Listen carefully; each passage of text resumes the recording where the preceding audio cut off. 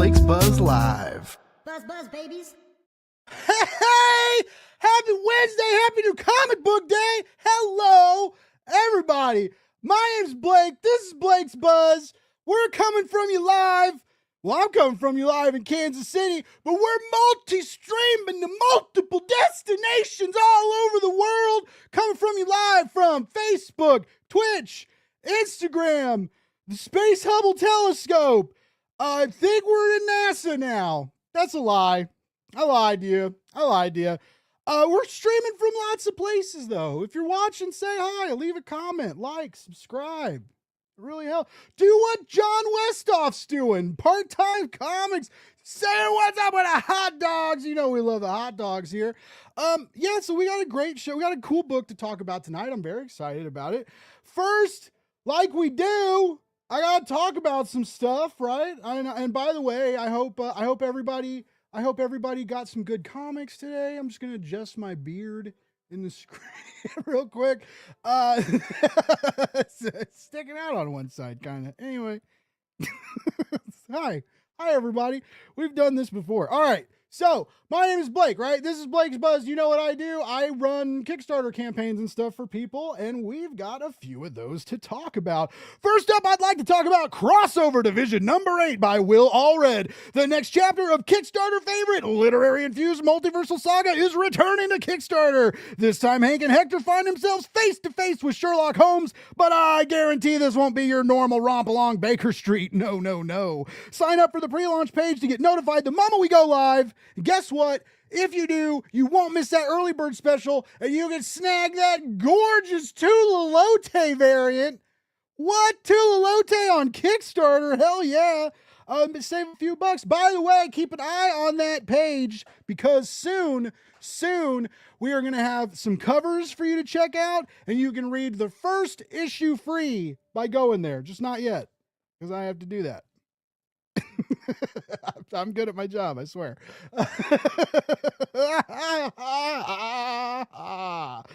Next up, I'm also working on Ruination 12 and Tales of Ruination number 2. The end of the epic second arc is coming to a close, and Salderia will never be the same.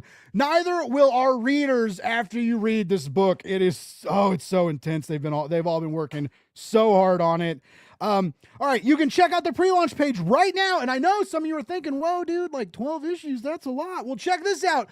You can read the first issue for free right now. Click the link, go to the Kickstarter pre-launch page, download Ruination issue 1, see if you're into it. If you are, and I know you will be because it's a dope comic, you sign up for the pre-launch page, be there for launch. It'll be great. All right, now, this one's a little bit different. This one is a little bit different. Book for Life is not a comic. This is my first not comics Kickstarter I'm managing, and it's a book about life coaching. And I know that life coaching is not my demographic on the show, but what is interesting is there are a lot of, basically Brian Cohen is a really good marketer, and he is a marketer for authors. So there are a lot of great marketing assets you can get alongside this campaign that is beneficial for authors, like how to market your campaign or how to market your book on Amazon, how to market ads and how to make better ads on Meta, things like that. You can buy solicits. His team will make solicits and stuff for you. It's a very intriguing campaign. And so even though Booked for Life may not be, there's a lot of people that aren't life coaches out there. So, Booked for Life may not be for you, but there is a gorgeous add-on menu of marketing campaigns and courses that can very much help you as an independent writer. So, just throwing that out there. By the way, you might see that Laguna Studios logo, which is pretty cool, because right now it's time to be extraordinary with the X series Enter the Lagooniverse season 97 part 2. It's pretty cool. It's I lost my place in my notes there. I do this every week. I screw it up every intro. It's amazing. I stay on brand. One thing you get sorry.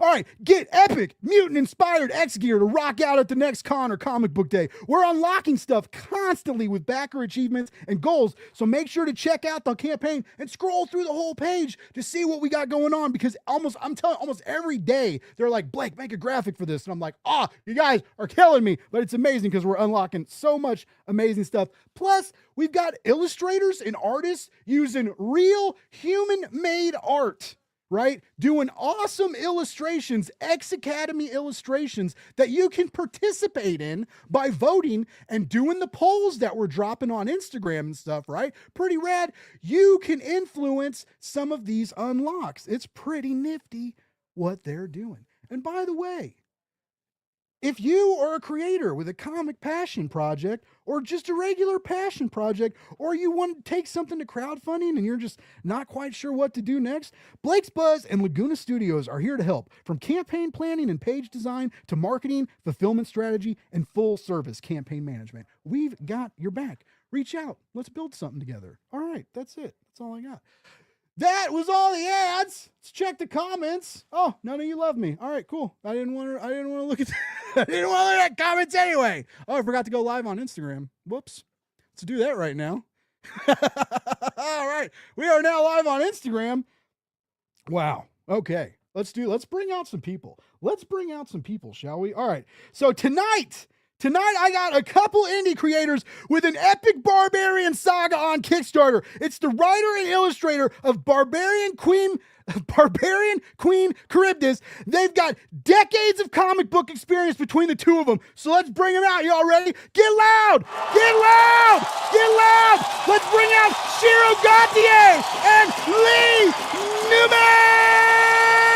Yeah! What's up?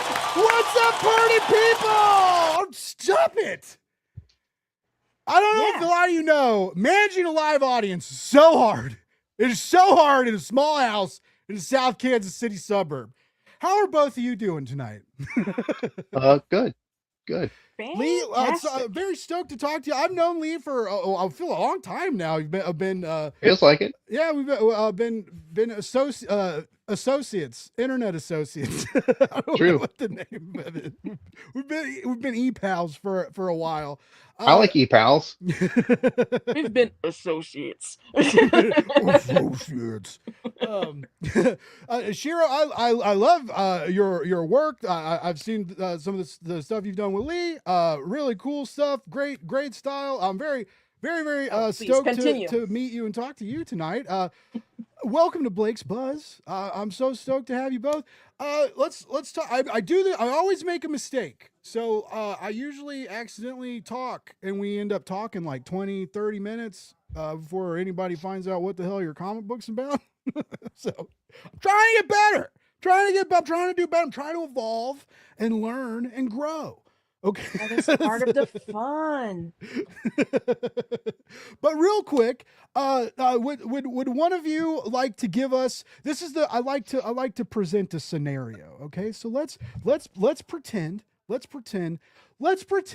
we're all at San Diego Comic-Con this week. Wouldn't that be nice? Wouldn't it be nice? Wouldn't it be nice to have the extra thousands of dollars to just go party at San Diego Comic-Con? All right, so let's pretend we're at San Diego Comic-Con. I got my backpack on. Smell? I got my what's that smell? I'm so hot. I'm so sweaty. Why do my feet hurt so bad? Who's this guy screaming? It's me. I'm the one screaming. So I'm walking through Artist Alley. I'm like, got my camera out, saying hi to some people I know. I come across this booth. Both you got stacks of comics, some different variants. There's this interesting barbaric lady that is commanding the scene and holding my attention at this cover. Give me your con table pitch of what this amazing story y'all are crafting. Is that my cue? That's the your elevator cue. pitch. All right. So Barbarian Queen Karybdis is, I like to call it high adventure, lowbrow fantasy comedy. It's got buddy cop elements with our main character Karybdis and Slink, her best bud. Comics it if you like that, you'll like this. Rat Queens, if you're a fan of Masters of the Universe, if you like old school, late 80s, early 90s, Eastman Laird Ninja Turtles, because it's presented in a black and white, very kind of detail oriented style like Shiro does. Along with a bunch of other awesome artists that we also bring along. Every issue is sort of like a mini anthology because we have our mainline story and we have lots of little mini stories called side quests. So there's lots of value for money there. If you're not into one thing, turn the page and read the next story.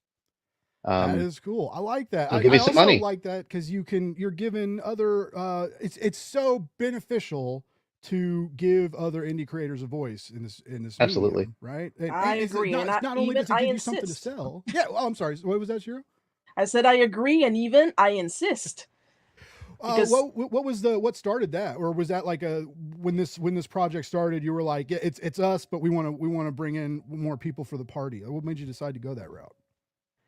well, that's more like people were coming to Lee, and they were going, like, we love the first issue, and we would like to do something. We would like to add some stories, and then Lee comes to me because I'm co-creator, and I'm like, yes.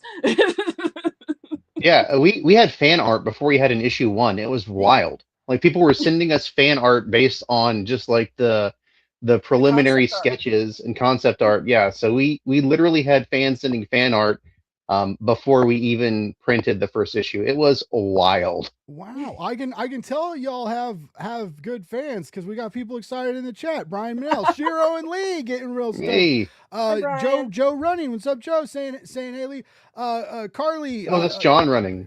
John running. I know, with a cool picture, by the way. And then Carly Link, thanks for tuning in, everybody. Appreciate the people tuning in, hanging out in the comments. You know, we appreciate it. By the way, I'm sure everybody knows this. I know I am notorious for ignoring the chat, but I do try and pay attention to it. I get better. Again, we learn and we grow. We don't judge. Oh, I judge a lot. I'm from We Quebec. should judge. Sometimes we should. Actually, Actually, I forgot. Like before, I forgot to do an announcement because something happened today that got a little under my skin, and it's kind of important into the comic industry. And I have to remind people that all the books that I talked about in the intro, as well as the Barbarian comic book that we were talking about tonight, Queen Karybdis. I feel like I'm fucking it up, but that's okay. Real close. But as all those links you can find in the show notes. So if anything interests you, you go into the show notes. There's links to get you to Kickstarter. You can be a hero and support indie comics. So I really encourage you to check out the Kickstarter page. We'll bring it up and go through it later. But the link is there in the show notes. So you click on it, go support these two amazing creators and the awesome stories they're trying to tell. And the other creators that they're highlighting, within this collection. So like they said, it's a good value for your buck. You get a lot of cool art from a lot of cool people. So anyways, I just want to say that with SDCC happening this week, there's going to be a lot of crazy stuff. Going to be a lot of stress. Going to be a lot of smelly people, a lot of demanding attitudes, right? Be respectful, right? Everybody be respectful. Be respectful of your surroundings. If people are dressed scantily, right? That does not mean you can put your hands all over them. Please remember that. You can look respectfully, but no touchy. Yes, exactly.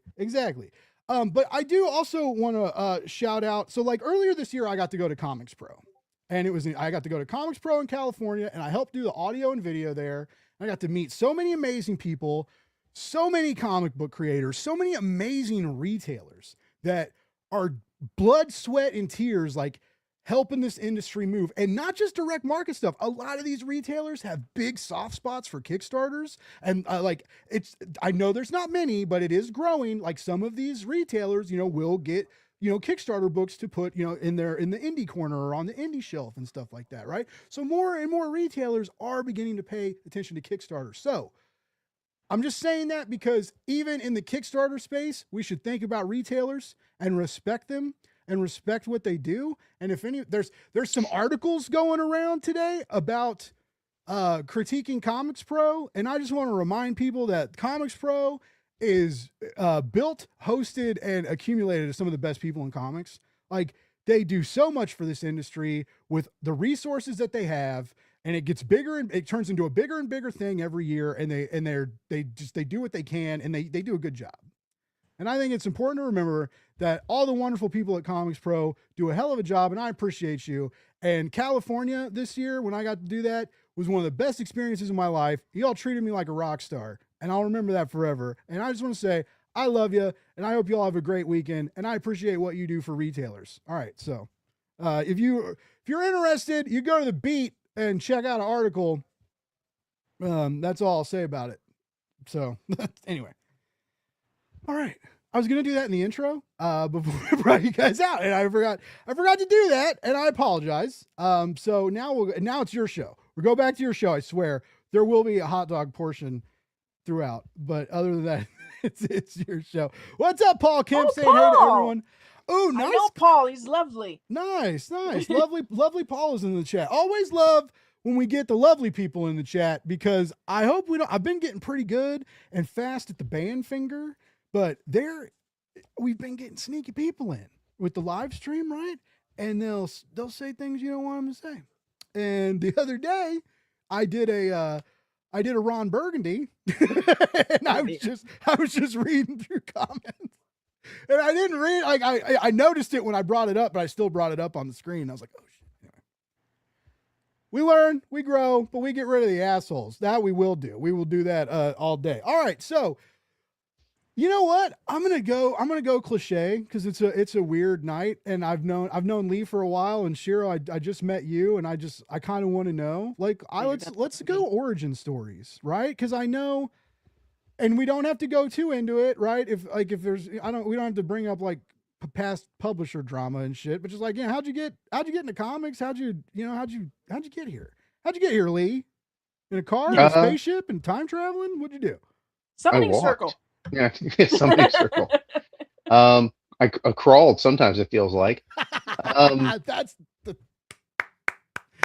I mean, I guess around 2012, I started making, maybe a little earlier, making an attempt at indie comics with some friends, and it went not too far, but it kind of got me a taste for publishing, editing, some of the things that it takes.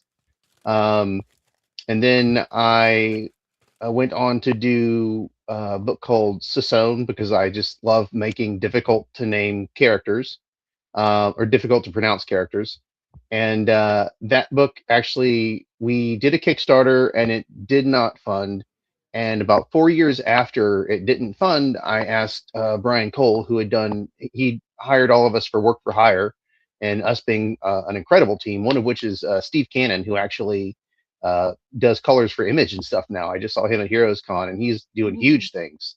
So definitely add him to your follow list on Instagram and the other places. But anyway, so he worked on By the Horns with two good friends of mine. Yeah, he did. Yeah, his colors are fantastic. Dude, he's nuts. I almost had him color a 2-page short I did one time. My one comic book. Well, I did another thing, but I don't think it'll ever get published. But I have a 2-page deal in one of Travis Gibbs' anthologies, and I talked. Oh, gotcha. Yeah. Color. And man, I had nothing against his rate, and I was ready to pay it. I was a little tight, but Travis was like down. I was broke, but I was going to do it anyway, and I still kind of wish I would have. I still kind of wish in my life, I would have had a comic book that wrote that Steve Cannon colored. Maybe one day. Anyway, hey, it's never too late, man. But so we got that great group together, and our book didn't fund. And 4 years later, I approached Brian. I was like, "Hey, man, can I try again?" And so I tried again.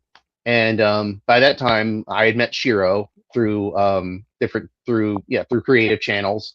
I actually found her for a project that I was working on for someone else. I found them for a project I was working on for someone else, and ended up kind of becoming friends. We like a lot of the same stuff, so it was definitely Canadian sibling feelings. But yeah, so I did Sasone, and then we'd done a few things together, and I said, "Hey, Shiro, I have an idea for this kind of barbarian book. I want to put all the things that you want to draw, but no one ever asks you to."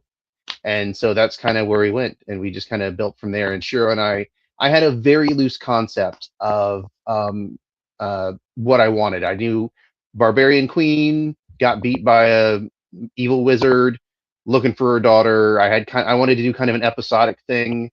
I knew I wanted to pay a lot of homage to things like the Prince Valiant comics and stuff like that, like in the Sunday paper, and the whole kind of very amorphous lore of Conan and things like that, where you can kind of get in where you fit in and put all kinds of different stuff in it without feeling like you're tied down too much. And then Shiro just took that and we just ran with it together. The best part about writing with Shiro is I have an idea and Shiro is my yes and person. They always know exactly what to say to put the spice on the idea I already had. So that's my origin story. As far as, I mean, there have been little projects in between, but those are like the major beats. Somewhere in there I released an anthology horror novel, and a few horror shorts and things like that. But the major beats are definitely Sasone and Barbarian Queen Karybdis are the things I'm the most proud of. And I love my horror shorts too. I just those were never collected in anything. They're all Gotcha. free to read online. So, Cool. Shiro, what's your origin story? You're from Canada, right? I'm from Canada, sadly. Yeah, do you know where I'm from? It's a shit Yeah, please, show down please, here, please Shiro. come get us. Yeah, Ride a moose take down here me. to pick up me and Blake. Take I'm me from to Quebec. your leader I'm right French. now. The land of the tabernacle. You said we could cuss. I'm gonna cuss. And let's see. How old was I? When I was at the wee tender age of 3 years and 2 days old, back in the far off age of 1985, my mom gave me a set of Crayolas and a piece of paper, and I drew a little bird and a dog. And I noticed because she laminated it and carries it in her wallet to this day. And I never put the fucking pencil back down. And that's how it started for me. As far as going into comics, that also started really young because Archie's. The whole house is lined with Archie comics. So that's how it started with me. Then my uncle gave me some hand-me-downs. I got a Hulk somewhere with the first appearance of Wolverine in French, so it's not worth fuck all. So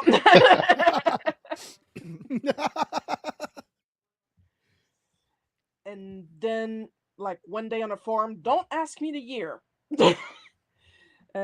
My friend Davis Dewsbury found me, and we started some work on a comic. What's the name again? I'm looking at some fan art of it right now. The Ed Joes, E.H. Joes, and like it was 3 superheroes, but questionable. Like questionable enough that when I had to talk about them, like in a high school class a couple years after, I was asked to cut some details, and after that. We partnered with Andrew Thomas before he got big. Andrew Thomas, fantastic illustrator. Yeah, Andrew's a real by the nice way. guy. Great letterer. Yeah. Like he wants to be known as a guy who letters, but his art there, lovely. And we started working on Auric of the Great White North, which then morphed into me also working with Jeff Burton, who lives in Saskatchewan, on Aurora Man, and I created the design for Aurora Ronin, which I work on that to this day. And then I also work currently on the Super Mario Adventures Continued, not licensed, but we're not selling it, so it's okay. Nintendo, don't sue my ass. And finally, hey, after the all Nintendo this, suing that's when Pal Lee World found worked me. well for them. And I'm not sure where he found me because I'm on a lot of socials. And then he saw that I have this talent of imitating a lot of different art styles. And he was, you know that meme with the evil chef from Ratatouille when he keeps reading and reading and he can't believe his eyes? I'm imagining that's what went in his head, like, what the hell? But then again, he's from the South, so he probably said, I do declare. I do say that. I do declare all the time. Now, Well, bless Lee mentioned, my heart. Lee mentioned that he kind of felt like this Barbarian saga was like something that was like made for you. How did you go from like your beginnings of like Archie, right, and being so influenced by Archie and kind of learning the craft with that to like Barbarian vibes, and like, and is that where does your comfort zone lie? Like, do you like are you like a high paced like adventure, the big action, like big scenes and stuff, or like Archie's more like character moments and fun too, but it's more, it's in a sense more emotional, right? It's more emotional and emotive. It's a different kind of style. Yes. What I mean by that, like I love, yes, it started with Archie, but I love a lot of genres, if that's how it's pronounced in English. Yeah. Yes. Like I showed one of my bookshelves. There's Archie's. There's Shoujo Beat. That's Nintendo Powers. That's not important. There's Hey, art don't say books of all Nintendo kinds Power's of not important. I got some Dragon Balls over here. I've got some Captain Harlocks. I've got the whole series of Bones. I've got. Nice. Did you hear what Eddie Gein done over here? Oh, how terrifying was that? I still think of the nipple belt. Like it was, he made like he drew that. He drew like a belt of nipples. Like, I know, right? That book freaked me out. Yeah, I had that moment too, but I was like, it still bothered me. What a guy. Powell is so good. So that's so cool. All right. So I love that because I think most smart artists will do that. Will find something, and even though they're rooted in it, right? They're like always willing to explore, always willing to like find new areas of inspiration.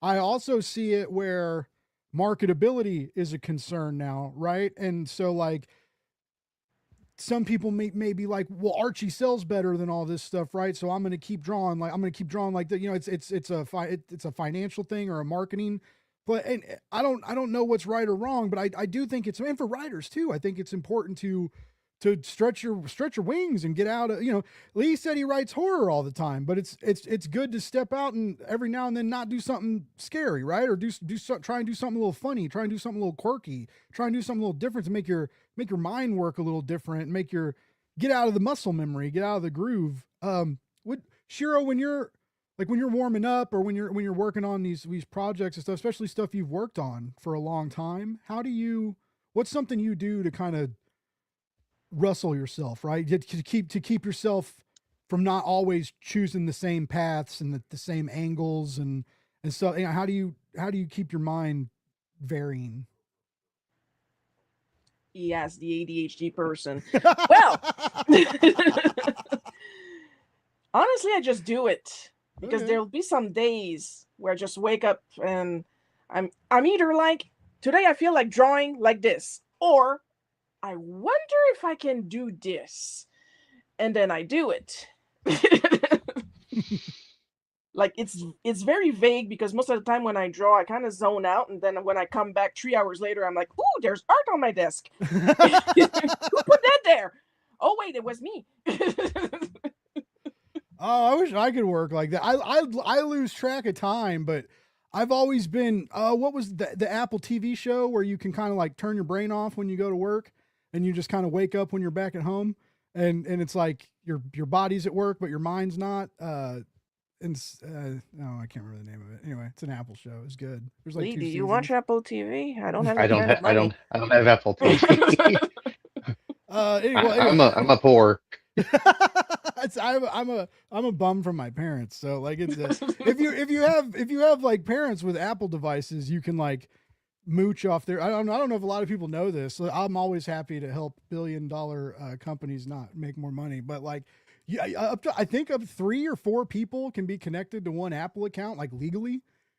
Like it's like all you got to do is say like you got to go through the iPhone or your Mac settings and say you're all a family, and you can like share it as the price doesn't go up, it stays $10 a month or whatever it is, and everybody gets their own profile. So anyway, if you or your friends or you want to mooch off your parents, there's some cool stuff on Apple TV, and then you don't have to pay for it, which is pretty cool. But and then if you don't have to, if you can save your money for cool stuff like hot dogs, and I'm going to segue into Ethan's comment here, which I've been trying to do for a hot minute. Ethan says he recommends the book Raw Dog by comedian Jamie Loftus about the best hot dog restaurants in every state. I would love that. I'm definitely gonna check that out because I don't know if y'all know, but I do love me. It makes me want a hot dog real bad. I just love them. Just love them. Oh, Dude, you got to come down here then. One of the best chili dogs I've ever had is right here in my hometown. what's so special Like, about it? it's just like a local legend. Like it's this place called City Billiards. It's a pool hall, and they Mm. serve like bar food kind of burgers, hot dogs, and everything. And it's the best chili dog. Like everyone that comes down here says they've got photos on the wall of like people that have come to get the City Billiards chili dog and stuff like that. I always get the chili dog with the chili cheese fries because I just if you're going, go all in. Yeah, yeah, soak everything. I just that's funny. I made chili. I almost made chili dogs for the show, but the last time I made chili and had chili dogs on the show, I got chili in my beard, and I messed with my. I was like messing with my beard the whole show because it had grease and chili in it, and I just had my hand in front of my face the whole time, and it was weird. Ethan says, "Has that hot dog been sitting there?" Yes, it has, but I use foil, so it's still warm. I do 3 dogs a show usually. I'm a 3 dog a show guy, and It's a 3 dog night. It's always a 3 dog night here, and So, but the third one is usually cold. Shiro, we got Brian says Shiro the artist. I thought this was a question. it's just a reflection of the 2 versions of Shiro. I'm a draw we. What the heck you draw? That's funny. Nice, Brian. Yeah, pretty much. Yeah. Speaking of, we've been talking about Shiro's art. Let's go ahead and bring up the page here. We scroll through it real quick. Check out some of this stuff. So we got 27 days to go. Coming up on 50%. Got plenty of time. Plenty of ways to go. I love your logo. Who did your logo? Oh my God. Yeah, you would ask. I'm completely blanking. Oh my gosh. No worries, it's fine. Yeah, sorry. I can say that because I'm a designer.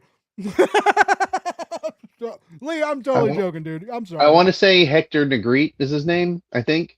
But yeah, it was man, I feel so terrible. I will definitely give you a link to his work and stuff because he does do great logos. He did this one and we have a letters column in our book, just like in the old school like 80s and 90s, like a bullpen, and it's called the Mael'ström, but it's spelled like with the O with the umlaut over it, and he did that logo as well for nice. our land is called Mael'ström, and so it's the mail room, but it's spelled like Maelstrom, like our land. Oh, cool. Currently accepting letters. If anyone wants to read issue 1 for free and shoot us a letter on social media, we do answer every letter eventually that we get. The back of issue 1 is full of letters that we answered, and we will be doing the same thing for issue 2. Awesome. And if you're lucky, I might be polite when I answer. I love that too. You should email them, say hi. Also, if you can read the first issue free, hell yeah, go do that. I love Global Comics, yeah. Oh, on Global, nice. Hell yeah. I love this. No AI was used in the creation of this project. I don't know if it's my algorithm. I'm sure a lot of it is my algorithm because I mouth off about AI a lot. But this week, it's been like some of it's your algorithm and who you communicate with, but also some of it is like Neil Blomkamp dropping an AI short, right? That was real. That happened, right? Yeah. We're never going to get District 10.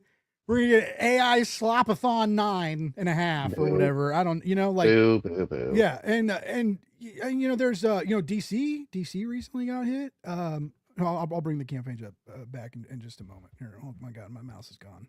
Oh, come back. All right. So DC got hit for they're pretty sure they caught him using ChatGTP in a comic book solicitation, like a solicitation that was going to be put on the back of the trade paperback and got sent to the distribution magazines and stuff. And the article I read basically said that a pallet, it sounded like a pallet was destroyed so that they could reprint this trade paperback with a real person's solicit on it. Destroyed. Well, it actually happens a lot. If I have a buddy who works at I've had buddies that work at publishers, and yeah, if there's a print error and it's egregious, like I mean they okay it, like because sometimes they'll send stuff with print errors, they catch it. It's not, but if it's hardcore, like they will take a whole pallet and they cut the cover off of them and throw them away. And yeah, and so anyways, so supposedly the pallet was destroyed. They went and got new ones. NBA 2K is getting hit today because everybody's pretty sure that the Caitlin Clark is on the cover of NBA 2K 28 or 27 or whatever. What year is it? Sports ball. Yeah. So, but like, they're pretty sure that's AI, and cool because she's MAGA. She doesn't whatever. Like you deserve what you get, but also no. Like we don't maybe don't Disney put Square AI on the Enix for cover. one of their what's the name of that game when they crossover between Square and Disney? Oh, Kingdom Hearts. Kingdom Hearts. Thank you. One of the covers had a very questionable Donald Duck. Oh, really? A little melty, a little finger not matchy. Oh, yeah. So it just keeps on popping up, and it's also it's not only my algorithm, it's also like real shit in the news, right? And it's just more and more of it. I have left and blocked so many people on Facebook because one of my old jobs, my boss was real big on me going into comic book groups and trying to find out if people needed letters and designers, and try and basically solicit us through like free Facebook marketing, which never really worked. Cause like anytime someone was like, I need a letter, like 1 million people responded, and most of the time they didn't want to pay when anybody wanted to charge anyway. So I was in all these comic book groups, and every single one of them, it's all AI slop. And literally one of them is like the Indie Comic Alliance or something.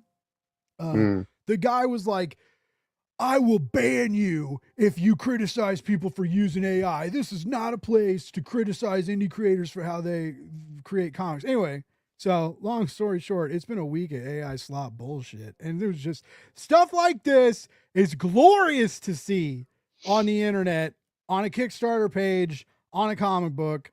I hope more and more people, and honestly, like I hope y'all keep booing them. Like I know bullying is bad, but if people come out here with AI comics, I just feel like we gotta bully the shit out of them. I really do. I'm sorry. I know that's probably not right, but we gotta chase them off. Maybe I'm the old man with a stick yelling at clouds, but screw these clouds, man. I'm done with them. I'm done with the clouds. All right, back to your comic. All right, so I love the no grift guarantee. Real artists, real creators, real storytellers, real grit, real heavy inks. By the way, loving this stuff. Thank you. So yeah, it was a dramatic panel. It was a very dramatic panel. That is a glare. You can feel the scathe. I love this is the lizard glare. Friend, right? Yeah, Slink. Accomplice. Slink? Yes. Slink or Slink? Slink. Slink. Nice. Fun fact, he was supposed to die. Yeah, I was gonna Joss Whedon him. And I guess it should be more clear, Joss Whedon, because considering some of the things he's done. I was going to kill him because he was a popular character, but then we decided that we liked him too much. Also, he's kind of the segue that helps us be both serious and silly. So he's a good foil for if I want to tell a gag. But he also has a lot of heart, so he's good for heavy moments too. He balances out Karybdis, who is the more serious character of the two of them. I mean, she has a good reason to be serious. I mean, yeah. Everyone she's ever cared about has been presumably killed, other than Slink. So here's the thing: originally, Karybdis was supposed to be a silent story. Yeah, really? No dialogue at all. How'd that change? But then we came up jointly with Slink. Yeah. And Slink opened his mouth, and then it all went downhill from there. You can't make a silly character like that and not have them talk. So I just realized this. Did I know you were with Rolling Squid Bones? I don't know. We're with Rolling Squid Bones. How's that going? Yes, by the way, where were Rolling Squid Bones? Is that good? Is that going well? Oh man, everybody's so cool. Like it's great to be able to have a group of like-minded creators to be able to just like bounce stuff off of. Or, one of the biggest problems in indie comics is getting outside of your bubble. And, you've got a whole group of people who are helping us, get outside of our zone of people, like Jared Lockhart, who's doing Books of Riot. We're doing you'll see it down here. There's a crossover print if you back both of us, because we're running campaigns at the same time. And so it's cool. It's like, it's image vibes, like you get to have other people that appreciate your book, that are helping you get the word out. We're working on crossover stuff and all kinds of fun things like that. I had so much fun with this cover. Oh man, yeah, the Masters of the Universe cover is bomb. This is good. This is good. A timely release too. It's about to. Right. It's in the next week or two. It's coming to VOD, I think. Yeah, that's what I pretty close. heard. That's what I heard. It Pretty looks pretty close. rad. Didn't get a chance to see it, but I didn't either. I don't mean, leave my house. I don't believe in leaving Same. my house anymore. So it's so expensive to leave their house. yeah, I didn't touch but grass in the backyard, folks. By the way, so I touch grass with the dogs all the time. It's just it's here. It's just in the back. I just Keep a little don't go chia pet farther. on the desk. Yeah. Yeah. I cook There we go. outside. Cook outside a lot. I'm debating. I have the technology. You have the tools, you have I the talent. I have the tools, the talent, and the tech to do like a live stream where I like am grilling hot dogs outside. Like I could put my camera on a tripod. I run everything's I use Wi-Fi right now anyway. So anyway, I keep thinking about it. But I'm like, what if it rains? Like, or if it like, what if I'm just Kansas City, it's weird. We get weird. We every other week is a tornado watch and half a warning, or anyways, like the sounds and cars driving by. Anyways, I've been thinking about it. I don't know. Maybe one day. Can you imagine though? Like I mess up regularly, like sitting in a chair with all my fancy stuff, like how messy it would be. And there'd be fire. All right. We got to do it. I believe That could be awesome. We'll do it. Yeah. Invite us to the first grill stream. I mean, if there's fire, I'm in for it. Nice. Fire. Fire and lightning. I love the lightning here. But yeah, I'm big stoked to watch it. All I've heard, I heard like grown men like crying. Right. I believe I'm it. not That's making people's fun of them, but childhood. they were just like, this thing from my childhood was made realer than it's ever been before, and I'm like, Yeah. it pissed. I like movies that piss the wrong people off, or the right people off, I guess, depending on how you look at it. But those people, right, that like hate movies for those kinds of reasons, it pissed all of them off, and all the long-term fans, the older crew that grew up with this, like, all went to movies to see it, and a lot of them aren't going to movie theaters much anymore. I mean, a lot of us have got content sitting in our homes and streaming movies, right? Yeah. Watching a movie in 4K looks pretty good at home. I don't have surround sound set up right now. I used to have a decent surround sound, so that's the only thing I kind of miss, right? Because there's no way you'll ever be able to really replicate a movie theater sound experience. That's or like true. Like you can have big screen, but so it's just, anyway. I mean, some stuff I'll drag myself out for. Like, we went and saw Fantastic Four in the theater. I'm so glad we did. Like the Nice. spectacle of like Galactus and everything, and the Yeah. surround sound. I think we didn't see it in IMAX, but we saw it in some like larger scale or something. So, yeah. I don't know that I've ever definitely. seen. Well, I know I've been to like old, because like there's like old AMC theaters used to have like an IMAX screen that was a little bit bigger, but I don't like this 70 millimeter stuff. Sounds like, I don't know. It sounds weird. I don't really understand it. I'm not super smart. Now that I say that, I I don't know think if we y'all actually do saw it that. in IMAX and 3D. So complete opposite. We went all the way in, I think. Nice. I can remember. I'm pretty sure we saw it in 3D. We definitely I saw it kind in of IMAX. miss 3D. 3D was kind of fun. My dad and I used to go see the 3D movies, and then he started falling asleep in movie theaters. Now he doesn't want to go. All he ever wants to do is go fishing. I don't like going fishing, so fuck you, Dad. No, I'm just kidding. He doesn't watch my show. I actually made my dad Threads famous the other day because I took a picture of him getting high on his birthday. Oh.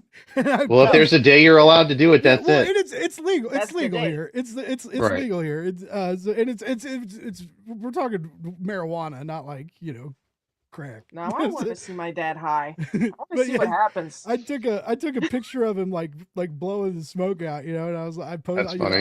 was like 71 and still getting after it, and I like 3,000 people liked it. Were commenting. That's on it. awesome. And yeah, it was funny.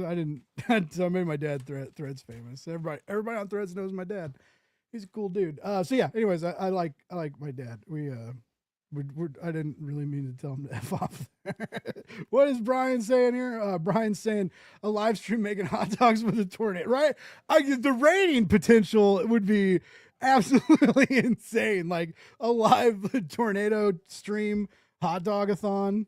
Somehow we're going to bring comics into that. maybe video games. Throw the comics in the tornado. I am so screwing up. That's my a YouTube. distribution plan. Yeah, yeah. Just see where they go. Well, it's better than mine. I live in the middle of nowhere. Oh, and so what's this? Are y'all doing a stretch goal cover drop? Is that Okay, so we're doing a mystery cover with John Running, who was actually in the comments. That's who commented earlier. He's also one of the newer members of the Karybdis family. He's got a book or we're working on 2 shorts for the side quests. Nice. So John is also doing a mystery cover that we just might reveal a little bit later. And the only thing I'll say is, if you ask me what it's going to look like, present about it. We're not going to give any clues. But yeah, that's as you scroll down, you'll see like one of the things that Shiro and I knew we wanted to do pretty early on was that's Jay Hammond. Also, I love that first panel so much. You have no idea. So much fun. The face. Yeah. But we wanted to create Karybdis in a way that it was like a toy box, because like one of the funnest things about the 80s and early 90s was friends coming over to play with your toys in your toy box. So we had started kind of inviting people to come over. That's Rob Coughlin, incredible artist. He was one of the ones, he did enough fan art that I was like, hey, do you want to like work with us? And so he pitched a story and we added it into our director's cut of issue 1. And he actually even snuck Karybdis into a giant mural at his school. So our character is on the wall of a school nice. with all these inspirational messages. Yeah, Rob's such a cool guy. He loves to put stuff in like that. Marcelo Salazar. Barbarian Queen Karybdis. Murder is okay. Yeah. But so like that's what it is it's kind of, this is John's page, which is hilarious. This story is so fun and so funny. Dude, all this art is wonderful. It really, it's like a mini anthology. It's a lot of cats to wrangle to get everybody like together to do it. But I do want to time out for just 1 second and go back to Shiro. This is Shiro. This is you, right? Yes. Yes. Yeah. Before you praise me. Okay. A lot of that jungle is pre-made brushes. Okay. Because I am 43 and I am not wrecking my wrist. No, I'm yeah. No, it really reminds me of old school Conan. It reminds me of like old school black and white Savage sort of Conan shit. Like this is dope. This is really cool. Yeah. Yeah, that's a big Marvel inspiration. Conan. I have a ton of Marvel Conan in here. I can see how Shiro like knew that you could really you could really swing that axe or sword. I guess you swing that sword. Well, messed up that whole joke. We'll just throw that out. We cut that out. All right, thanks guys. I got people that do stuff. I don't sure you do. Keep telling yourself that. There's no live studio audience here. I know some of you think like, wow, they get excited during Blake's intros. It's just a soundboard. Everything's a lie. Really? Everything's a lie. But it's a soundboard. It's real people clapping. At least it's not an AI soundboard. It's real. It's real stuff. I pay money to a service to use their music and sound bites and graphics. Anyway, so all right, so we got some awesome prints, great homages. These are so rad. Yeah, super fun. You still got copies, even if you, excuse me, I got the hot dog burps. These things happen. All right. I do this for you. I do this for the viewers. I put myself in hot dog burp situations so that you don't have to. You can live vicariously through my hot dog burps, one gassy belch at a time. All right. I appreciate your sacrifice. But I know you said you could go to Global and read the first issue for free. If people if people really want to support you and go hard on the campaign, do you still have copies of issue 1 that people can back and catch up with? Yeah, we're actually doing a physical director's cut print for this, like not print, but like a director's cut printing. Previously, the only way to get all of the content was to get our Halloween special, which is the Fright Night cover that's in those prints up there. And we do have a couple of those as well. But we're going to do a reprint of all of that content as a director's cut, which will have the VHS cover that you see in the second. I like that VHS cover a lot. Yeah. Do you remember? That's Shiro. Shiro, do you remember when Vault was doing when Vault first came out, every Vault book had a VHS, old school VHS kind of variant like that, and people I do. I remember that. Like everybody scrambling. was doing it for a while. Yeah, but like for the Vault ones, people Yeah. were ravenous for them. Yeah. And I have one. I have a the By the Horns VHS variant. Signed That's by awesome. those guys. Yeah. So, but yeah, it was people were scrambling for him, crazy for him. I love it. You got again like a lot of cool stuff you can back in this campaign. I love it. Cool book. All this art. So much. Oh, I love this too. By the way, That's an original print that Shiro did too. We only printed 100 of them, and they're all like on fancy linen paper. Did I get that right, Shiro? And Yes. they're all signed, and we only did 100 of them. So we've got Somebody the last of them recently on there. Tell me like, oh, I love the watercolor effect on this, and I'm like, it is watercolor. That's the effect. Like the print is not watercolor, but the original was watercolor. I mean, I'm about to steal Brian's idea. Brian says it's oh my god, that's loud. I got oh my goodness. And suddenly fried chicken. the hot dog voice is low, so I have to turn it up for the hot dog voice and then turn it down for I need to level that out. These things I should do. These things I should do on the back end, not live. But I should just record my own sound bites of just. I said earlier I was judging harshly, and I am. Yeah, and just do a whole bunch of different kinds. I might maybe one day, Brian. I don't know. Anyway, today is not that day, and tomorrow is not. No, we'll do it. We'll do it live outside while I'm grilling. That's what we'll do. I love this. I love this too. The flag looks great. And Shiro. Nice. Any reminder that comics are for everyone is always a good absolutely. time for me. Comics are absolutely for everyone. And to those who might get angry, well, doors over there. Yep. they don't watch my show. Don't worry. They don't like me very much. And then so you can still get the Sassoon too in print if they want it. So what we're doing was there is a great group of dudes on Facebook. I assume dudes and ladies as well. But there's an Akira, yes, and everything in between. There's an Akira fan page on Facebook, and they collect exclusively Akira homages. And Shiro did a very awesome Akira homage that sold out very quickly. We did a foil variant of it, and so we ever since that campaign 4 years ago, I still get messages in my inbox from these folks going, "Hey, I need that Akira to finish my collection."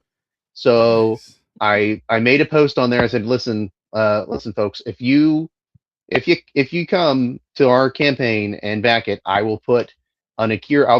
We'll make a new Akira cover for you, which is what this Barbarian Queen Karybdis #2 is, and then I will bring back the foil cover of Sassoon for a reprint just for this fan group."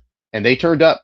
Those folks were there. We've already got, I think, at least 2 of what I call the full Akira packages that comes with all of the versions of Karybdis, because we're doing a spot foil for the Karybdis one, and this Sassoon, and the regular version of Karybdis, and a couple, I think, a print as well of this. So we take care of the fans. Enough people were saying, "Hey, I really wish we could get this," that I turned it back on so that everybody can get one. I don't ever say anything is, I hate FOMO. I never, if it's out, it's because we can't make any more because we're broke. If we want to give people what they want. So this is another fun thing that we're doing that you're scrolling down to. My friend Chris Dyer did an awesome image for me, and we split that into 50 puzzle pieces. And once every backer we get, I reveal a puzzle piece. And I actually owe folks 5 more pieces because we had 15 and now we're up to 20. So I'm gonna, as soon as we get off here, we're gonna go unveil another 5 pieces, and I'll make a. How do you decide which to turn over? Honestly, I let my wife pick a lot of the time and let her tell me which ones to do. But it is teamwork and it's fun. And so once the print is completely uncovered, everyone at the physical tier will get this print for free. And no take backsies. So if we hit 50 and then someone drops and it's 49, I'm still on the hook. Everyone's still going to get the print. I like that because it never seems to fail. That like when you unlock first off, I don't know if anybody notices, and my boss, owner of Laguna Studios, Lori Foster, noticed this, but like, and I know almost every time you post an update, you'll get it's almost, if you have a big campaign, you get a cancellation. It's like you post an update and you send out emails, and a lot of people get excited about whatever you have to say, and then one person's like, "Oh, that reminds me, I didn't want to get this." Like it's just like they forgot they backed it, and so your update, and so Lori is like, we always, we try to do one a week, or maybe if something crazy happens or something, and then our stretch goals and stuff, but we try and be a little conservative with updates because it's just like you need to communicate with your backers, but it just does. If you have the more people you have, you send it out, and that's just how Kickstarter rolls. The more people you have, the more cancellations you have, the more canceled or the more errored pledges you're going to have, stuff like that, so just shit happens with the more people. So yeah, it's strange, to play the game of like how to communicate with your backers or not. And so coming up with stuff like this that happens naturally, that I think is cool. Now I have a question, something you said earlier, cause you mentioned that your first romp on Kickstarter did not fund. Okay.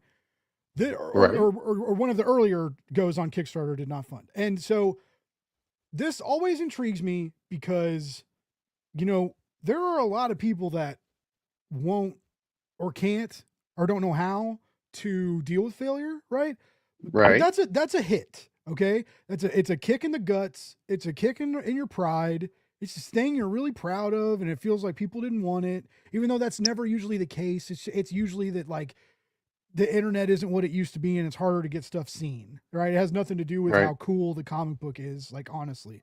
But still, like, you have like these fans that you're engaging with, and fans that are excited, fans that are like, please bring this cover back, like fans that are intimate with these characters now, and just 2 issues in, and like so they're hungry for it.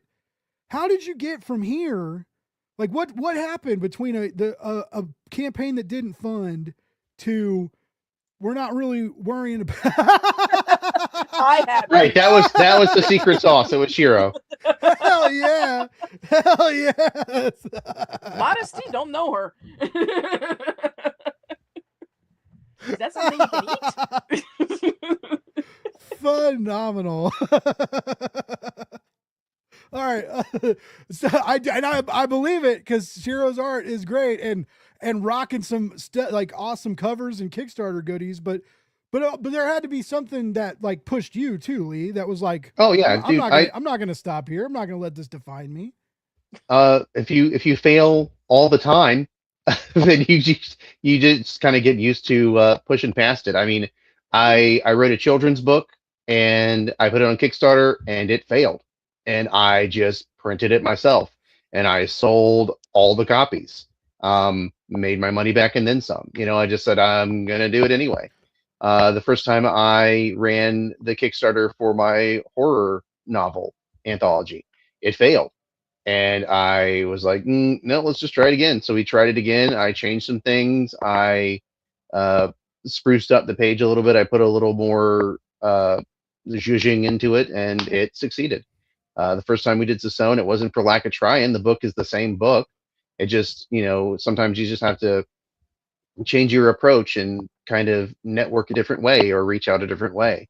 So I mean, like, if we were not to fund on Karybdis #2, we wouldn't give up. We would just figure out what we could do to improve that. I mean, I tell people all the time when they say that their Kickstarter failed and they feel like they want to give up, I'm like, hey, listen, until you get on my level of not making it, don't complain. Just keep going. You can do it.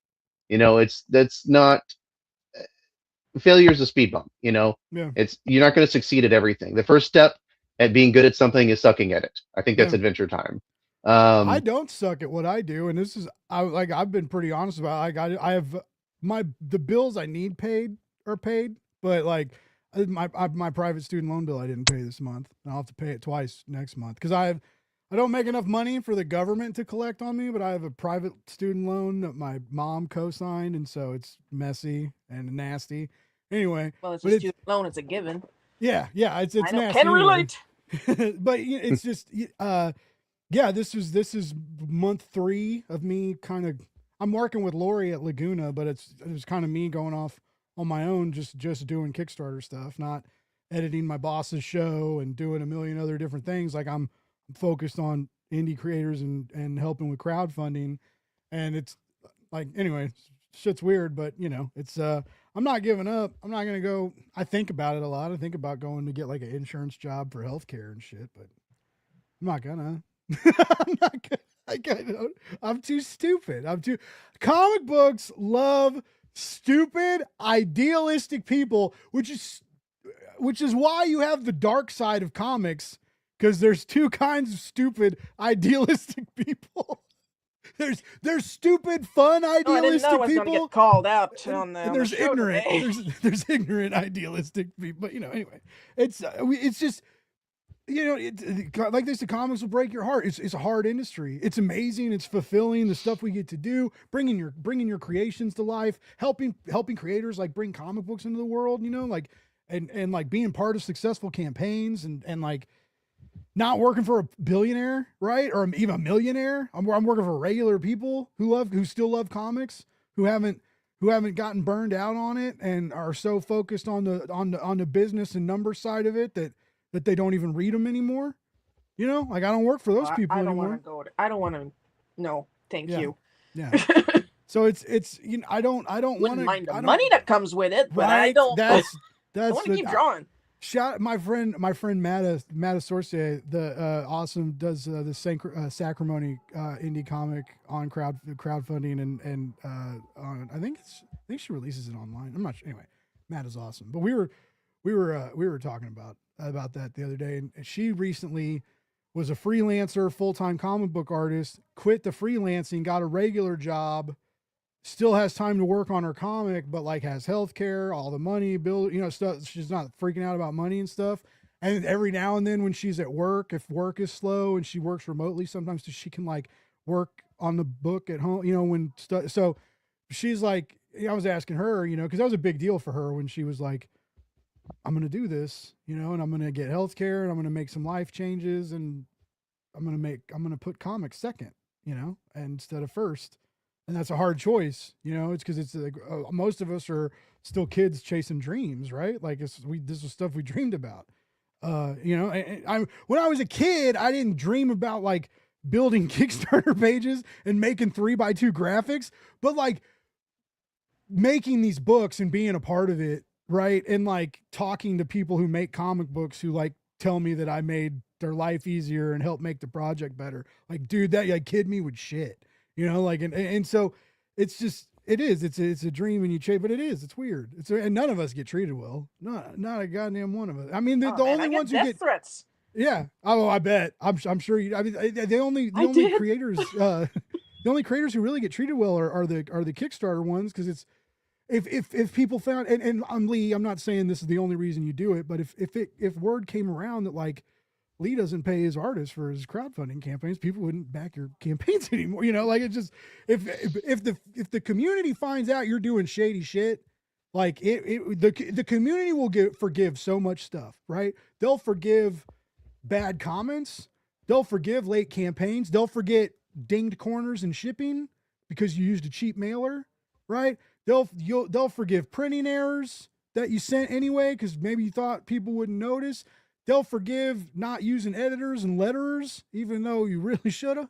You know, like people will forgive a lot, but like they won't forgive like, you know, if you take money and don't fulfill the campaign and try and come back, they won't forgive that, right? They will cast you out, and I think they should. Because there's, you know, like what you guys are doing, it's making this an anthology of sorts, giving people a voice, right? When you don't have to, you two could make this your own thing and give Shiro all the pages and it would be beautiful and everybody would be fine with it, right?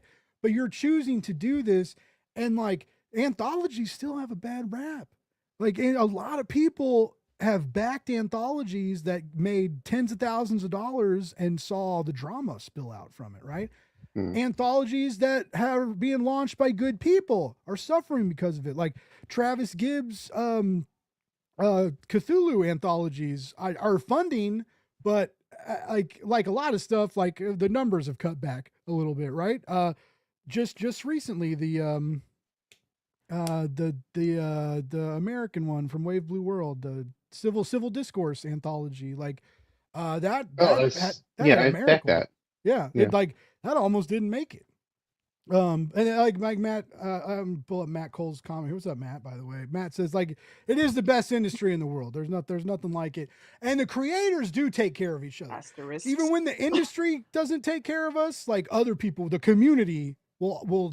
I've seen the community do wonderful things. So if I do critique the industry, I'm not talking about like the community side of it, but the business side of it is effing hard, and that was this. That was the side that I was like making money in, like when I was working with the bigger names and on the magazine and stuff. And so yeah, it's stuff out there. We're not here. By the way, Comics Pro's awesome. Friendly reminder that Comics Pro kicks a whole lot of ass, no matter what anybody says. All right, and so, but again, I'm glad that stuff like that is out there, and I'm glad that creators are still trying, because it's doing anthology work when you've got all these more moving parts, more incoming art to come in, more things to check, more deadlines, right? That you got to corral, right? And then if you multiply that by 10, if you're doing like a full size anthology, if like a trade paperback, which is what a lot of these creators are doing with the big Kickstarter projects, so much work goes into this stuff.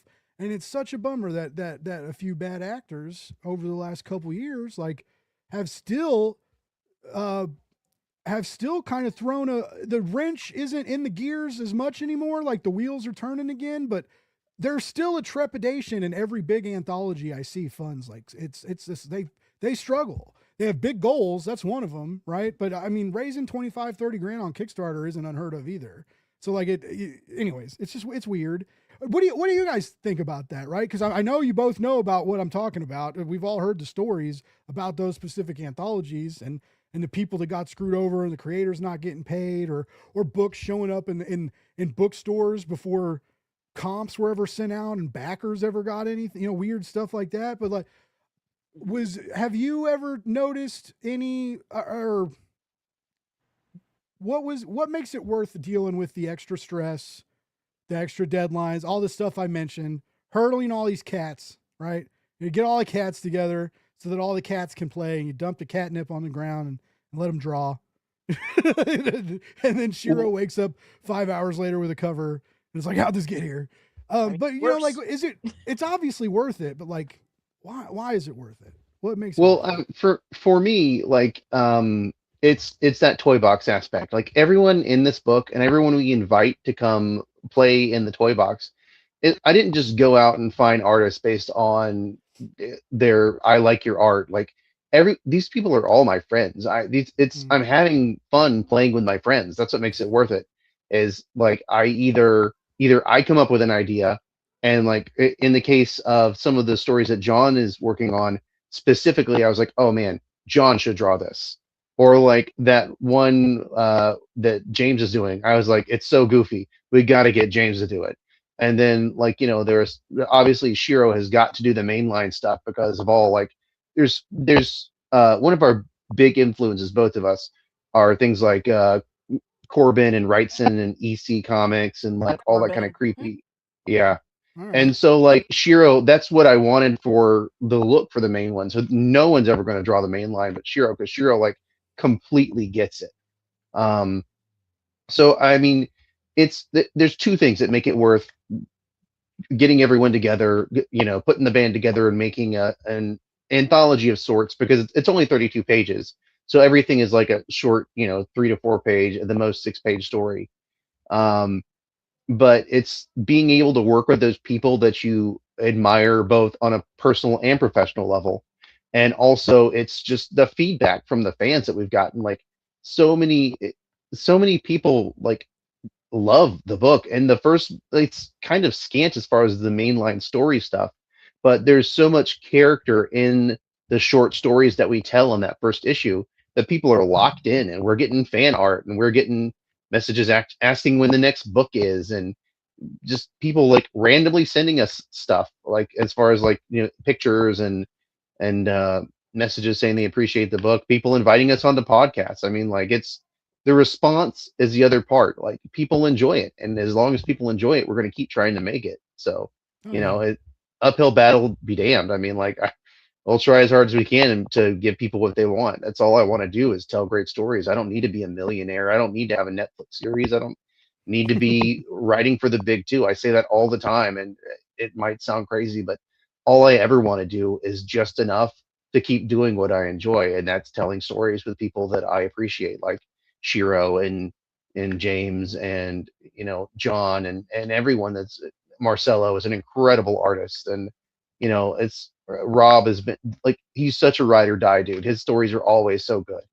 Um, and it's just like that's what makes it worth it. Like, Rob sent me an original. He hand draws everything, and he mailed me a finished page and said, "Thanks for giving me my break in comics, for getting him into for letting him come join us for that first issue," and stuff like that makes it worth it.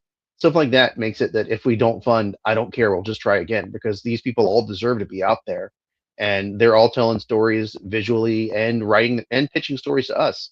Like, I, I don't I don't bring people on that I don't think are worth it. And like, everyone that joins us are incredible people. Like, everyone has such strengths visually and writing, and I could gush about the team forever. I hate talking about myself, but I love to talk about how talented the people that I work with are, and I couldn't tell my stories without them. So, That's awesome. um, Speaking yeah. of stories, real quick, I can't bring up Instagram comics on the comments on the screen, but Jax Loves Nachos calling me out on Instagram because it's saying it's blasphemy that I'm wearing a demon t-shirt and eating hot dogs. I'm assuming he means because I'm not eating pizza, but you're telling me, friends and neighbors, that you think these four brethren, you think these lean green fighting machines weren't slurping down delicious chili dogs, delicious New York foot-long steamed street dogs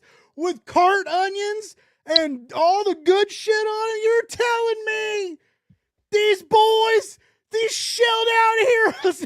Anyway, I'm pretty sure they ate hot dogs. Well, I'm guessing it would be hard to slide a chili dog through a sewer grate. It works so well with Domino's Pizza in the first movie. And for the record, I am from the 80s and 90s. When I say first movie, I mean the real first movie. No, it's Jim Henson. What a great I loved that when they're just waiting for the pizza. I bought the 4K Blu-ray edition of the old trilogy. I still haven't watched the 4K remasters. I need to do that. I've been wanting to because I cook pizza a lot. Like I have like a pizza shovel. What's a peel pizza shovel? I think that's what it's called, a peel. Yeah, and but I make the dough and like spread it out and shovel it into the oven on a cast iron big pan. That's and I make pretty good pizza. And anyways, I've been kind of wanting to do like a pizza party Ninja Turtle night. That's by awesome. myself, because I'll do that. A little part of that. Yeah, get some hats. Be great. Anyway. By the way, Andy B agrees. Got to get those street dogs in NYC. You also got to follow Andy B. He's got a great gamer podcast. I don't know if a lot of you've noticed. I know I'm messing everything up probably because I've been doing YouTube comic videos for years, and now I'm doing gaming shit. But I'm gonna figure out a way to tie it all together, and it's gonna be rad. But until then, you're gonna get interview shorts and me trying to kill people in Battlefield or Destiny. That's just gonna happen. That's what's gonna happen. And I'm gonna rake in the views because those shorts are easy to make. Gameplay shorts are easy. Like this, I have to go. I have to like listen to us and like find good moments and trim them. And like video game shorts, like make a couple good shots, capture a zone, blow something up, say something stupid. Oh, I'm so good at that, chat. Saying something stupid and recording it. Anyway, that's true. Comics and games are the pizza and hot dogs of the internet. Andy and I are gonna market each other's shows eventually. We're just gonna hire each other to be each other's hype guy. But yeah, it's been really fun. And I feel there's a big crossover. Like, we're all nerds. A lot of us play video games. I don't know, some of us don't. Some of us don't have time. There's a lot of people in the nice because there's a lot of people in the industry that you get bogged down with deadlines and stuff. But you also even when you're dying under the stress of deadlines, even when you don't know if you're gonna have enough time to get everything done, like if your mind's fried and you got to get away from the desk, like eventually the productivity, even if you sit there sweating and staring at it, but not doing any, that's not helping anybody. That's not making the production faster. That's not helping your mental state, which needs to be decent to do work and stuff. So on that note, I know we're getting late into the night, but as we're winding up, when times are stressful. Shiro, you said Canada isn't the glorious, wondrous attic we all thought it was, even though it's terrible here in the basement. Where I live, specifically in Quebec, there. Okay. I hope you like trees. But what do you do? You got a lot weighing on you, got a lot of deadlines, but you got to get away from the desk. Well, what's something you do to reset your mind? I draw. God damn it. Seriously. I draw for myself. Okay. And somehow that's different. But also video games. I'm a very big Nintendo nerd. Nice. Nice. Do you have a Switch 2 or just a Switch, or what do you? I have a Switch, a GameCube, a Nintendo 64, a Super Nintendo, an original Nintendo, almost all of the generations of Game Boys and DS's. I have a Game Gear, a PlayStation 2, and a PSP. Sick. Oh, I love. I may have a problem. I love that you still have your PSP. So I still have my Vita, and I still have my 3DS XL. Nice. And I still use it. Like, I also have a jailbroken Switch. I have a Switch 2, and I jailbroke my Switch 1 because I'm a dirty thief. Leave me alone. Yeah, I was thinking of doing that. Anyway, it's I got a Wii and a Wii cool. 2 and a Wii U also. It's just that I jailbroke my Wii. Nice. But yeah, I love those old handhelds. RPGs on it. Yeah. Those I've been making a joke lately that like instead of dating, I gave up and started playing JRPGs. Just like my favorite. And so I tell people that when people are like, "Oh, I'm having trouble and I'm sad," I'm like, just give up and start playing JRPGs. Not everybody thinks it's funny, but I think it's funny every time. But that's all. No, I'm a huge JRPG nerd. That's all, and that's again why I'm still so happy I have my 3DS and Vita, because there's so much to explore on all that. Lee, what about you? I know you game a little bit too. Like what do you do to get away from it all? I like disconnect games, like stuff like No Man's Sky and things where you can kind of like zone out. My wife and I play Diablo with a friend of ours in South Africa almost every Saturday, so that's a great like kind of turn off your brain and play video games. I love emulation and I love tinkering. So I've got like a Odin 2 portal, so it plays up to the GameCube stuff, but like I spend as much time organizing legally obtained ROM files and making sure I have all of the the art and the videos and everything. Like the setup is part of the fun for me. Yeah. But that's handheld, and it's sort of like a Switch, so you can do like the television or handheld. It's got like all the old arcade games, which are another great, turn your brain off thing. I love like vintage video gaming stuff, like all like that whole like era where I was learning to play video games, like NES and things like that. It's cool to go back and see like the camp level of some like the Sega CD games. Like I love like video game history as much as I love playing video games. So it's a lot of fun to just kind of go through and like, a lot of those files have like the books that came with like little paper books when you used to get books with video games and stuff like that. And so you can see scans of that. You like, fucking suckers. Not anymore. I'm just kidding. I know why you're all mad. Just being a dick. I have a lot of, look behind me. I still buy books. I have a lot of physical media. Yeah. If you look above me, I got a Commodore 128 printer. Commodore. Nice. I see it. Lee, do you know Dave Cook? I don't think so. So he does this. Oh fuck. Oh no. Oh, what is this? What is this comic's name? I love the comic. Why can't I think Dave Cook Comics? Something. Shit. Oh, there it is. There it is. Killtopia. Oh, Dave. Oh. Old Freddy reason, Killtopia. Dave, Yeah. If you watch this, Dave, I'm sorry. I'm sorry I forgot your book. Okay. Dave is also a video game historian, and he has some very cool. He's done a few coffee table like video game history books, like kind of art book kind of deals. He did a couple like Kickstarter campaigns for him.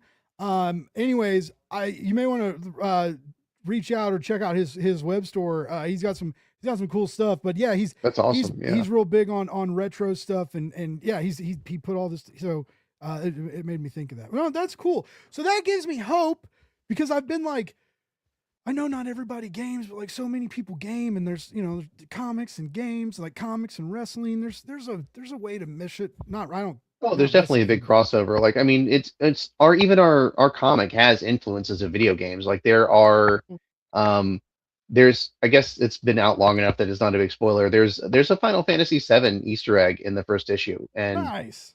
If you find it, post it. I'll give you a golf clap. It's subtle, but it's not subtle. you'll know it when you see it. But like that's one thing.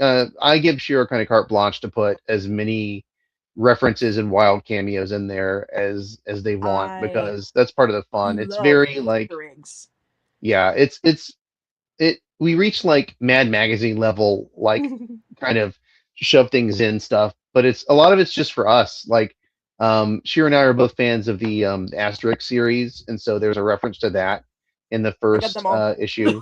Yes. But like we love to put little things in there that might not make sense, but they're just there for us. Like there's all kinds of little like nods and things like that. Like the book is both like action packed and deals with the serious stuff and has heavy subtext, but also is really damn silly a lot of the time. So that's part of the fun, is that the being able to like switch so easily back and forth between the two things. There's a lot in that story that I bullied you to write for me. Oh yeah, we have a Halloween story. We have a Halloween version of issue 1 with more content in it, because I kind of, sort of, a little bit forced Lee to write me a story, a side quest, because I wanted to draw a vampire going through some glass, stained glass, yeah, some stained glass. And there's a big reference in there too.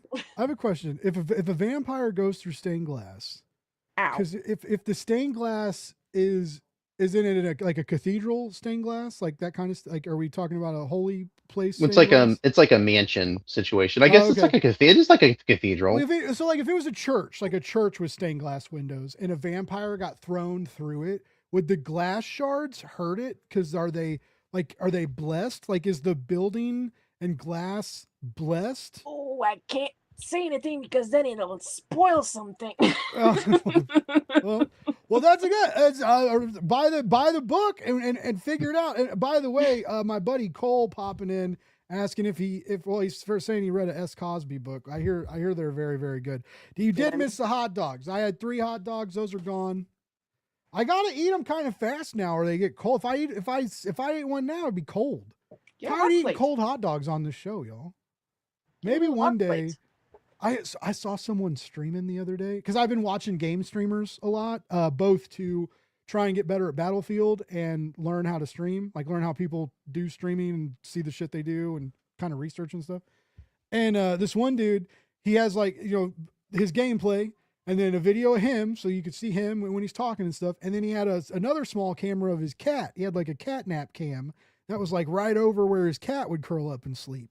And so you could just see like his cute little cat sleeping next to the RGB lights of his computer. And I was like, okay, that's pretty rad. What if I did that, but with like a hot dog roller? So you're coming a mile away. And a little rotating plate. Yeah. Put the hot dog on. Nice lights. Yeah. Like some, and like we're some going cool straight lights. to the hot dog cam. Yeah. And then like, special moments, like, I don't know, like if I ever got like big enough, You know, I could have the chat like decide when I eat a hot dog or whatever, or like half they could tell me to take a bite at any time, so I could be like telling a story or doing for something and have bits. to, yeah. I got all these For bits on Twitch. ideas. Hot dogs are the ramen of sandwich meats. Gotta hit them. Yeah. Can't let them cool down. Can't let yeah. Now I want ramen. You know, I made hot dog ramen the other day. It's a different story. Anyway. Wait, now I'm getting ideas for my stream. Little camera for my for like snack. For my Sour Patch Kids. Yeah, I love Sour Patch Kids. I'm diabetic, so I can't eat. I really love Gushers. Like Gushers and chocolate milk almost killed me. It's fine.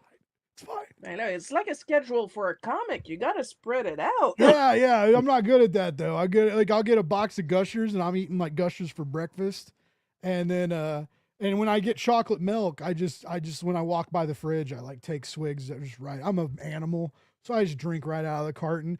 No one else drinks my chocolate milk. It's fine. There's no one else here. It's not like I'm giving chocolate milk to kids, right? It's just me. But anyway, I can't do it. Can't do it. If you start giving chocolate milk to kids, that we got a whole other problem right there. Yeah, I told everybody at the beginning of the show we don't want to get canceled. So giving chocolate milk to kids is one of the best ways. Who are you and how did you get in my house? Oh wait, so a vampire goes through stained glass. How many hot? Jesus Christ, Cole. Do you guys ever take me seriously? No, you have to eat 5. You have to eat 5 and say 3 Hail Marys and an Our Father. Thank God, because I'm not doing the math. Yeah, sorry. I didn't mean to make everybody count. I didn't mean to make everybody count. All right, we are in the weeds, and it's obviously not going to get any better. But I will say, Lee and Shiro, I've had so much fun talking to the both of you, getting to know both of you, and talking about your journey into indie comics. I've got very, very excited about this Kickstarter campaign. I think everybody needs to go check out Barbarian Queen. Oh, hold on, Barbarian Queen Karybdis. Everybody needs to go check out Barbarian Queen Karybdis, because supporting indie comics makes you a goddamn hero. And if you want to be a goddamn hero, you either got to run into burning buildings. None of us are doing that. Or you go to Kickstarter or back a comic book. That sounds pretty easy to me. Now, I know I'm loud. I know I never shut up. So I'm going to make a promise. Right now, this is the part where I am quiet because I'm such a polite and wonderful host. And I'm so gracious and understanding. But this is the time I want to give to both of you, one at a time. I want you to tell us where we can support you outside of Kickstarter. If you've got Patreon, mailing lists, websites, any web stores, anything we can do, like you mentioned Global Comics and all that, let us know all the places we can follow you, support you, and keep track of you so that we always know what cool stuff is coming up next. Lee, start us off. All right. I am Raven Writing Desk without a G on most things. I have a Linktree link, which I can give to Blake, and that takes you to all of my stuff. It'll take you to our live Kickstarter campaign. It'll take you to my social medias. It'll take you to Global Comics, where you can read all of my work completely free. Session number 1 is free to read. All of my horror comic shorts are free to read. Issue 1 of Barbarian Queen Karybdis is free to read. The best way to help us out right now is obviously come and fund the comic. I don't have any other Patreon or anything like that. And everything that we make on the comic that's surplus to printing goes right into the next comic. So nothing goes into my pocket. It all goes right back into the next issue.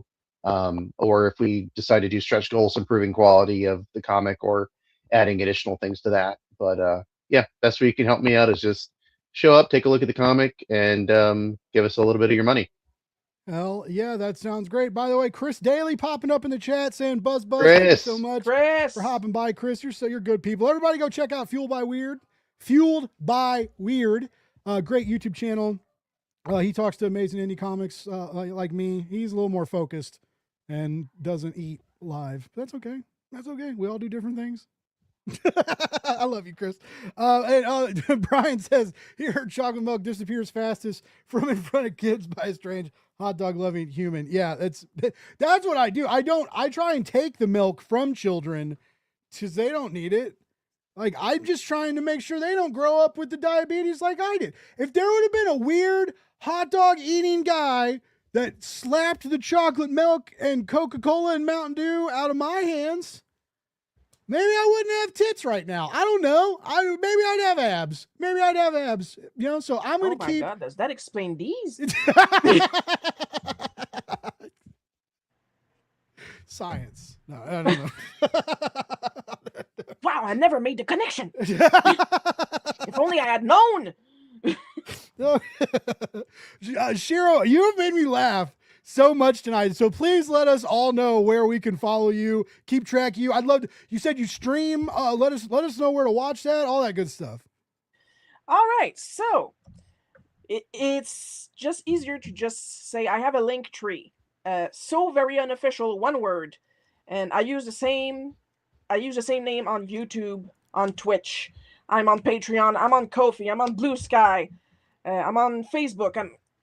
I'm not on Twitter. You will see an account there, but I don't use it for obvious reasons that I will not go into. I have opinions that I will keep for myself. But yes, so very unofficial. Patreon, Ko-fi, everything, everywhere. Global Comics. Awesome. That's it. That's all. Oh yeah. Well, I encourage everybody. Like I said, there's links. There are links to the Kickstarter that you can all check out and go check out the comic book. The art looks amazing. All the creators involved in it. It looks like a really great project. We got a cool comment from Joe. What's up, Joe? Saying howdy, glad you got stuck where you can hear the guests on the interwebs. Same, and also anybody who was watching on Facebook, I don't know what happened, but apparently the Facebook stream terminated. That's great. StreamYard's been looking into all my Facebook drama. They can't figure it out either. It's pretty awesome, but for free, I can multi-stream through OBS, my games, but for $50 a month, no one can figure out why Facebook doesn't work. That's neat, isn't it? Well, I mean, it's Facebook. It's not, it is Facebook. I'm monetized though, so I get a couple bucks for streaming there. So, I got $10 from Facebook last month. I just got $10. That's a pack of hot dogs. Book the cruise, honey. We're going to Vegas. We made it. Holy shit. What are we doing on Kickstarter, Lee, when we could be monetized on Facebook? I know. You guys are wasting your goddamn time. I know. Oh, anyway. All right, guys, this is so much fun. I say this a lot when I have a good time on my show, and I'm lucky I get to say it a lot because I interview awesome people. I had a blast. Both of you are welcome back anytime. Future projects, other stuff you got going on. If you're just bored on a Wednesday, hit me up. I would love to have you back on the show. Everybody who was in the chat, thank you so much for hanging out. I appreciate you. This was so fun. We will be back next week because we go live every week at Wednesday at 9 p.m. Eastern. On the EXP. We're also streaming now on Twitch, and you can follow me at Blake's Buzz Gaming on Twitch, where I play games badly. I'm not a good gamer. I'm 40. I'm slow. I try. Relatable. But we have fun, and I'm having fun gaming, and I'm having fun connecting with the communities. Like I'm meeting new gamers, always meeting new comic book people. There's wonderful people in the community, and it's always great to connect with more people. And both of you, same way. It was great to Lee. It was like great to actually get to talk to you tonight. Shiro, it was so great to meet you. Man. All right, I think that's it. I think we've made it through another Wednesday. I would like to remind everybody going to SDCC to please be respectful, please travel safe, please remember to hydrate, and please remember the Comics Pro is a bunch of really amazing people that work really, really hard for like not a lot. Okay. They don't get like 1 million pats on the backs. They don't get $1 million freaking dollars. Okay. They do it because they love comics and they're trying. And more people should love comics and try. All right. Love more, hate less, read comics. We'll be back next week.